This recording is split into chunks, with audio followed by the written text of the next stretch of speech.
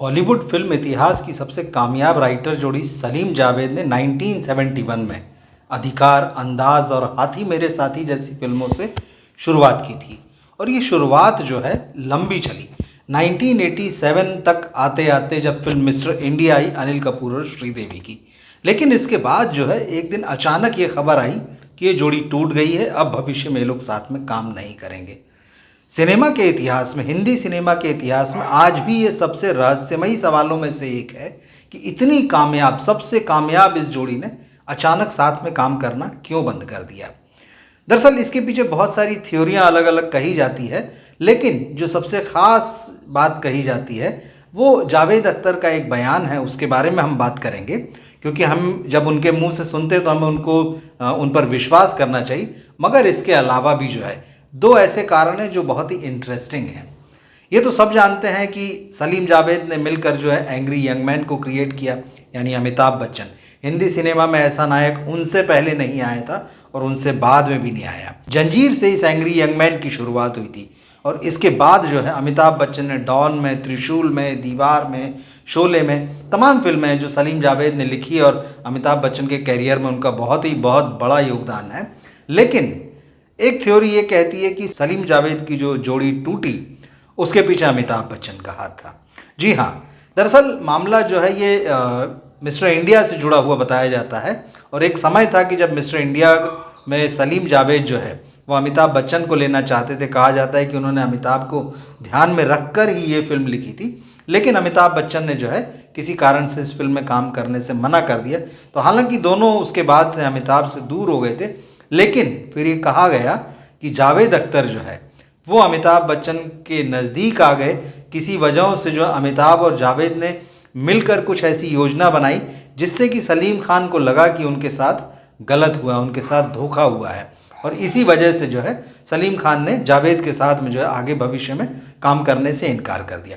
हालांकि इसकी कोई पुष्टि नहीं होती है। इस तरह की, जैसा कि सिनेमा की दुनिया में आता है, ये तमाम चीज़ें चलती रही उस दौर में गॉसिप की। अमिताभ की वजह से जो है वो सलीम जावेद की जोड़ी टूट गई। दूसरा जो एक कारण बताया जाता है इस जोड़ी के टूटने का, वो था जावेद अख्तर का ये कहना सलीम से कि अब हम स्क्रिप्ट लिखना बंद करें, अब हम फिल्मों में गाने लिखेंगे। अभी तो सवाल ही नहीं उठता कि भाई जो जोड़ी जो है पूरे तरह से जो स्क्रिप्ट राइटिंग कर रही है, स्टोरी राइटिंग कर रही है, अचानक उसमें से एक कह दे कि नहीं अब हम फिल्मों की कहानियाँ और स्क्रिप्ट नहीं लिखेंगे, अब हम गाने लिखेंगे। तो कहा जाता है कि सलीम साहब को ये बात पसंद नहीं आई और उन्होंने कहा कि नहीं, मैं गाने नहीं लिखूंगा। लेकिन आप देख सकते हैं कि जावेद अख्तर का जो कैरियर है स्क्रिप्ट राइटर के बाद में, वो एक फिल्मी गीतकार का है। उन्होंने बहुत शानदार गाने जो है वो हिंदी सिनेमा को दिए हैं। तो उसके बाद में सलीम ने कुछ एक फिल्में जो हैं अलग लिखी, लेकिन वो सफल नहीं हुए। जोड़ी से बाहर होने के बाद में वही स्थिति जो है वो जावेद अख्तर की भी हुई। लेकिन जावेद अख्तर जो है गीतकार के रूप में चल निकले और आज भी वो हिंदी सिनेमा के सबसे महंगे और सबसे बेहतरीन गीतकारों में से हैं। एक और जो तीसरा कारण जो बताया जाता है और जिसके बारे में जावेद अख्तर कई बार खुद ये बता चुके हैं कि वो और सलीम साहब क्यों अलग हो गए। जावेद अख्तर का कहना है कि जब दोनों को सफलता मिली और वो अपने हिसाब से चीज़ों को आगे बढ़ा रहे थे, लेकिन जैसा कि होता है जब आप कामयाब होते हैं तो बहुत सारे लोग जो है आपके साथ जुड़ने लगते हैं।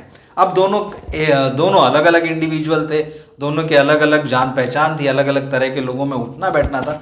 लेकिन फिर धीरे धीरे ये हुआ कि जो उनके आसपास के लोग थे, कहीं ना कहीं शायद उनकी बातें और उनके विचार जो है वो इन लोगों पर हावी होने लगे। और जैसा कि होता है अगर दो लोग साथ में काम करते हैं और वो अलग अलग ग्रुप से ज़्यादा इंटरेक्ट करने लगे, तो बहुत सारे लोग, जैसा होता है कि आग में घी डालने का काम अगर छोटी सी भी बात है या फिर वो कुछ ऐसी उनको अच्छा नहीं लगता है कि दो लोग साथ में क्यों अच्छे से काम कर पा रहे हैं, तो कुछ इस तरह की हरकतें की जाती कि वो अलग हो जाएं। तो कई लोगों ने कहा जाता है कि इस तरह की कोशिश की और फिर जिस तरह से जोड़ी अपने आप बनी थी, बिल्कुल मतलब काम करते करते साथ में आगे किसी दिन बैठकर ये फैसला नहीं किया कि आज से काम करना है, उसी तरह से एक दिन जो है दोनों जो है एक दूसरे से विदा हो गए और जुदा हो गए एक दूसरे से और अलग अलग राहें पकड़कर अपना काम करने लगे। हालांकि शबाना आज़मी का एक इंटरव्यू बड़ा चर्चित है, जिसमें उन्होंने कहा कि जावेद अख्तर जो थे वो सलीम से जब उनकी जोड़ी टूटी तो वो काफ़ी रिलैक्स महसूस करते थे और वो ज़्यादा खुश रहने लगे। ये शबाना आज़मी ने अपने एक इंटरव्यू में कहा था। लेकिन अब ये सारी बातें जो है, सलीम जावेद की जोड़ी आखिर टूटी कैसे, सलीम जावेद की जोड़ी बनी कैसे थी, उसको फिल्मों में बड़ी बड़ी सफलताएं कैसे मिली, कैसे एंग्री यंग मैन गढ़ा गया, सिनेमा में कौन से लोग इनसे प्यार करते थे, कौन से लोग जो है इनसे नफ़रत करते थे या इनकी कामयाबी से जलते थे, नई जनरेशन जो है उसके ऊपर इन फिल्म मेकर्स का क्या असर हुआ, किस तरह से वो एक दौर भी आया जब जो सलीम जावेद की जोड़ी थी वो हिंदी सिनेमा के सबसे महंगे राइटर बने। एक समय जो है ये अमिताभ बच्चन से ज़्यादा फीस लेते थे, मतलब शर्त हुआ करती थी कि जो भी फिल्म का स्टार है उसकी जो फीस होगी उससे हम ज़्यादा पैसा लेंगे, और प्रोड्यूसर्स इस बात को मानते थे।